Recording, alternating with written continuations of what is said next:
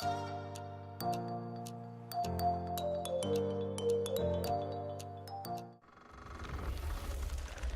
is up, everybody? It's me, Chris, here with another Dauntless video. It's been a minute since I made one of these, but I realized that, one, I wanted to play it again, so I've been playing it again, and two, I realized I never made a Pike guide, and Pike is my favorite weapon class in the game. It's currently the only ranged weapon. You could kind of put chain blades in there because of their reach to them. But this is the only thing that fires a projectile at the moment.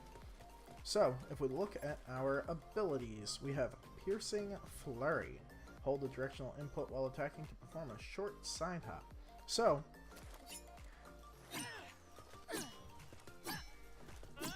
that's what that means. Right? So, if we hold this last one, we'll just kind of keep going for a little bit. And that builds a little bit of charge, but not nearly as much as our other combo, Ether Harvester. So, it's technically better the further away from the thing you are. I mean, there's only so far that you can go, but there is technically a buff. And you just kind of spin to win. Now, as you can imagine, that third combo takes a long time to get out of it. So there's one, two, dodging, dodging, dodging, dodge. That is a long animation to get stuck in, right? So, kind of have to be mindful of when to go in for that, or when just to use your left clicks. Now we're going against a Shrike, or yeah, Shrike, because you can boop him pretty easily, and I wanted to show that off about it. So if you notice, we have a little thing building up, and that lets us do that.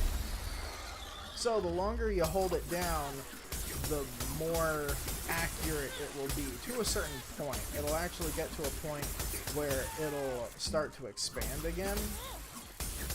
And at that point, oh, we stunned him. At that point, it'll start to flare out and just shoot. So what you actually want to do is hold it and then release. Holding, release. When you release is when it actually shoots. And the nice thing about the War Pike is it does wound damage. So, you can actually damage parts pretty easily with it. And, if you notice, you can actually boop extremely easily. I'm going to use the word boop because I like it and I think it's funny. Some people get annoyed with the word boop. They're like, it's called an interrupt. It can be an interrupt for you. I'm going to call it a boop. And you basically repeat this process with any behemoth that you can interrupt or boop. You just kind of do this over and over and over again. You just pick them apart. Now, there are certain behemoths that are weak to, like, fire, for example, like Pangar. I always use an electric pike against Pangar. Even though the fire pike is technically better, I like the electric pike because of that stun that it just did. Oops. Oh, and there's a roll attack, as you just saw.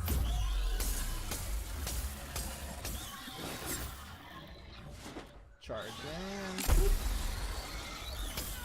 See how that kind of cone gets smaller and smaller as time goes on? That's what I mean by it gets more accurate. If you hold it too long, it will actually flare back out, and it'll be harder to hit whatever you're aiming at. So like that. And, if you've noticed, you can also dodge out of the animation. So that's important. So, Like, if you think he's gonna fly, you can aim, and then you're like, oh, he's not. And then just roll out of the way. Now, that does take up... Oh, he died. GG. That does take up a large amount of stamina.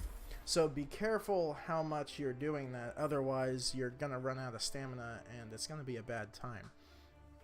Now, I truly think that the electric one is the best, or thunder, lightning, whatever you want to call it, because of that stun that it has. It just opens things up for you.